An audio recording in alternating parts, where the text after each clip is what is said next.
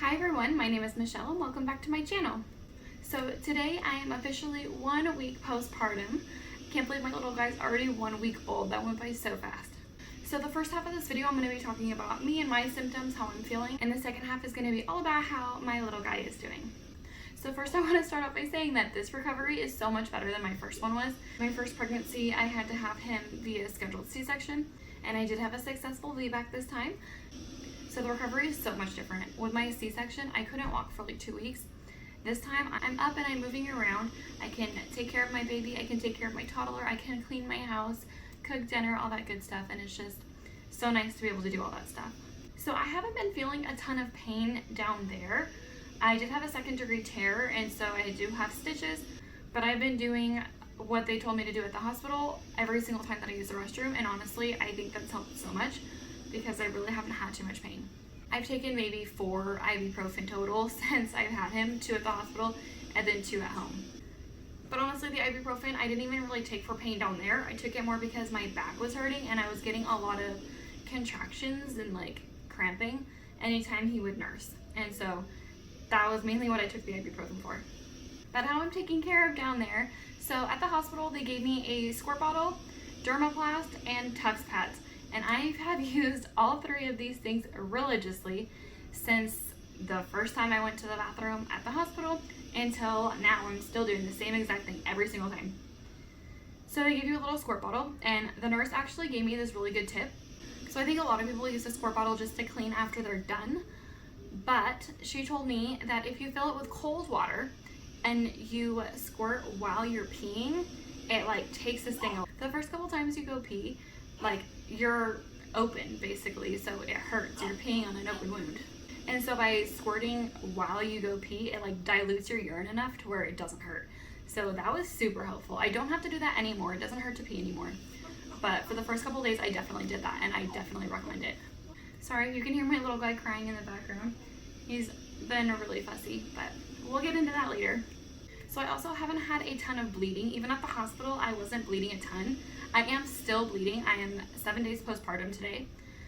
There's still blood, but it's not like excessive. I don't even really see that much blood on my pad or my little diaper, but on the Tux pads, there's blood usually.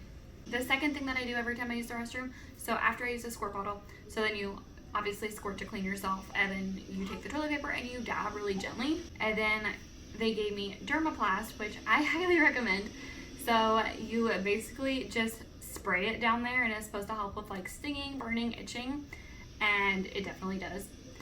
At least I think it does, because I didn't have any stinging, burning, and itching, and I use it every single time. So I'm assuming it helped.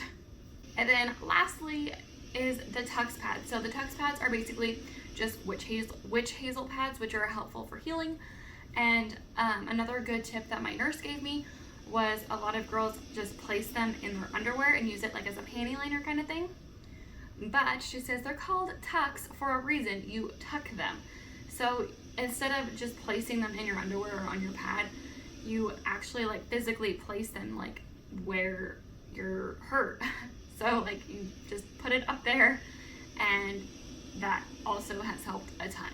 So as of right now, at 7 days postpartum, I am still doing all of those things, and I am still bleeding, but not heavily. So okay, so for my milk supply, so my breast milk came in about 3.5 days postpartum. It was like the afternoon that it started to come in, and it hurt. And it came in full force, definitely 4 days postpartum. My boobs were so hard, so engorged. They were so painful. I did actually get clogged ducts, so it was mainly on my left boob that was like completely clogged. The right boob had it like on the bottom part right here and like a little bit up here. This boob was like the whole thing. It was so engorged, my son couldn't even get his mouth on it.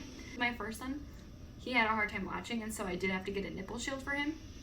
So I did buy another one this time just in case we had that problem, and I'm glad we did, because he could not nurse off of that boob. The only way was for him to nurse was for me to use a nipple shield.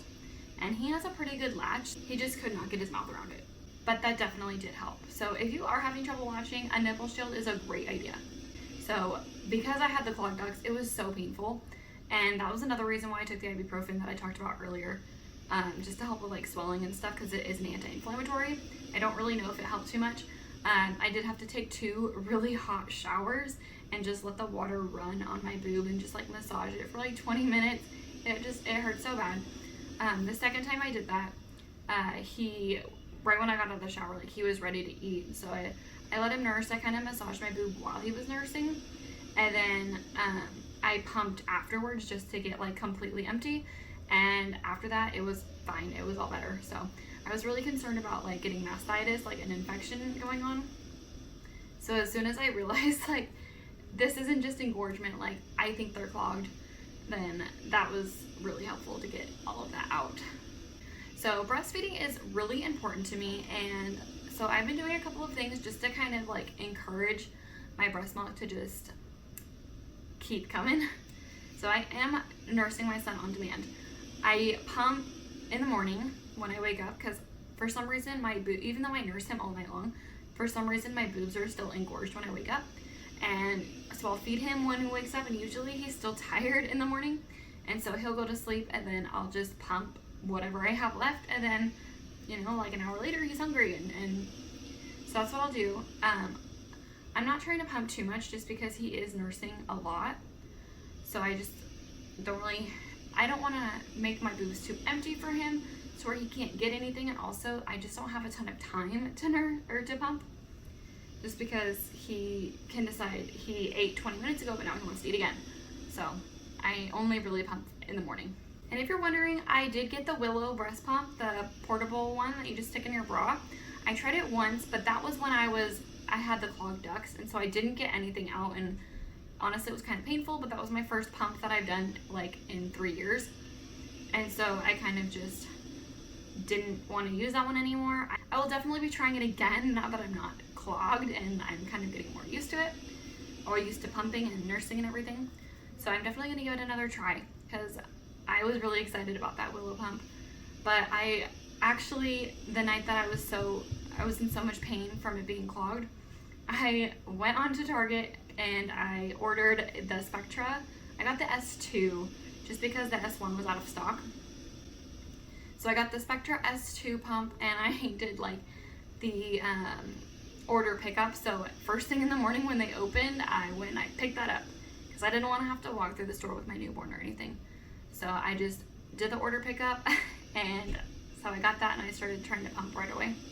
But anyway, I've also been trying to have oatmeal every single morning because I know oatmeal is so good for your breast milk. It just like really increases your supply. And so I'll have oatmeal every single morning, and I also made some lactation cookies, and they are delicious. I love them. They aren't hard to make, but they are a little bit time consuming. But the recipe that I found online makes a ton of cookies, so I made those a couple of days ago and I still have a bunch left. So I definitely, if anyone's interested, I will definitely make a video about my cookies and share my recipe with you guys because they're really good. With my first son, I did get postpartum depression pretty bad. I was constantly just so depressed. All I wanted to do was sleep. I barely ate anything. Like, me and my fiance would fight all the time, and it was literally just me being stupid. Like, I would find anything to just be upset about, and I hated breastfeeding him because I felt like a cow. I felt like all I was good for was feeding him and taking care of everything, and just I didn't have anything for me, and I was just really depressed. And I was really worried that this time was going to be like that as well, but honestly, so far the second time around is so much easier. I don't know if it's because I had a natural vaginal delivery, and so like I had the proper hormones going through my body instead of having it like forced,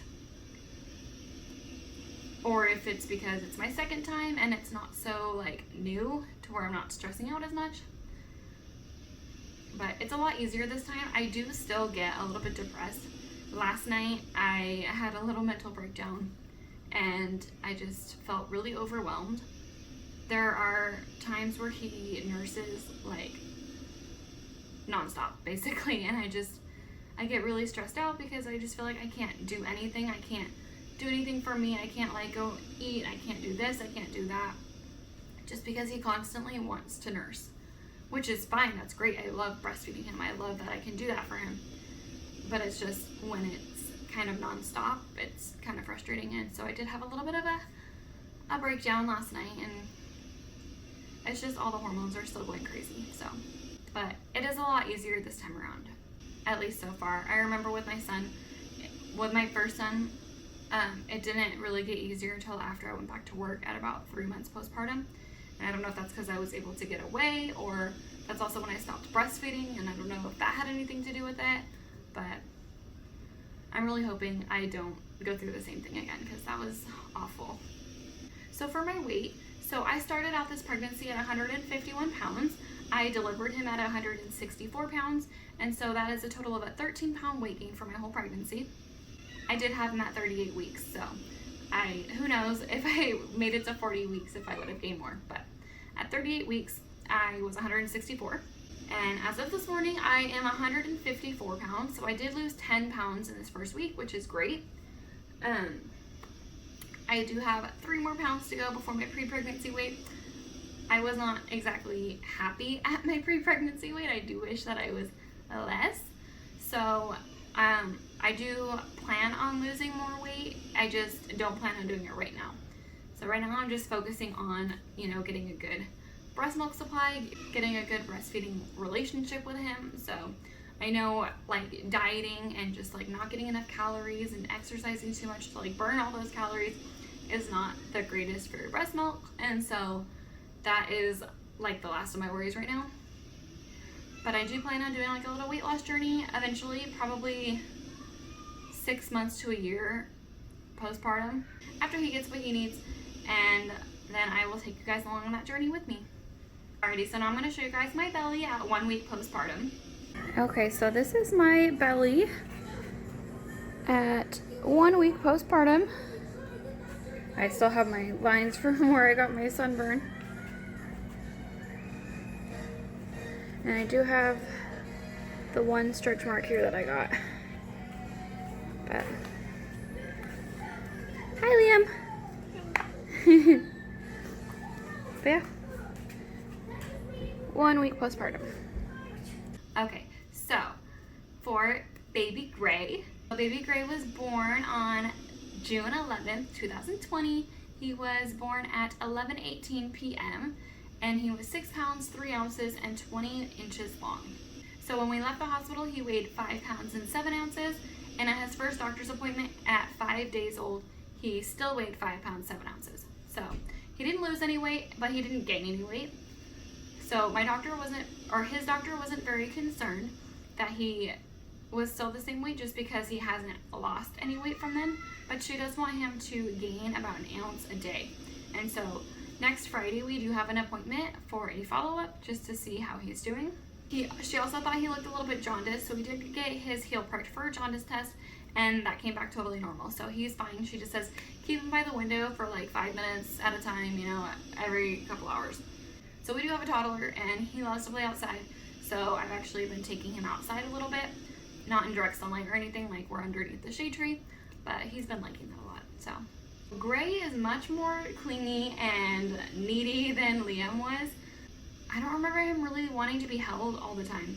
I remember he was totally fine just like sitting in his swing, or just he was always so independent, even like from day one. I feel like I can't remember him being really clingy. But literally since the second Gray came out, they put him on my chest and he looked at me and he wanted to nurse right away. He just loved being in my arms right away from like the second he came out. And so it's really hard to get him to sit in his swing or his little bouncer, which he's in right now sleeping. I'm gonna try to film later on when he wakes up so you guys can see him a little bit more, but right now I'm gonna let him sleep because he has been very cranky. I think he's a little bit, I wouldn't say he's colicky, but he's very gassy and he gets very like frustrated and cranky. And I think it has a lot to do with like his tummy hurting, and he wants to nurse all the time. And I don't know if he's cluster feeding or if he's just like comfort feeding. Like he just loves to be on me. Like he loves his dad, but he always wants to be on my boob like all the time. So he does sleep most of the day, But when he is awake, he seems very alert. Like his eyes are open, he's looking around, like he's trying to figure stuff out. He's not awake very often though, but I thought that was pretty impressive. When we were at the hospital, he was like 1 day old and he was like super alert. So he also has really good head control already. Like when he's awake, he can like lift his head and kind of like turn it around. I still get very nervous and I like will hold his head down, but he has really good head control so far. Say hi. What, baby? Come here. Come say hi. So here's Gray. And I don't think I've ever showed you guys Liam before. Liam, come here. Come here. Come say hi. Hi. Hi. What's your name? Liam. You're Liam. Who's this? Baby brother. What's his name? Gray. Gray. Come give him a kiss. Good boy. Can you kiss the baby over here? Aw, sweet boy. Hey, baby, do good job. Yeah. My hand. That's your hand? My hand. He's so awake right now. Hi. He's not usually awake during the day like this. Usually he's up like this at nighttime when mommy's trying to sleep. Huh? Yeah. You sleep with me. Yeah.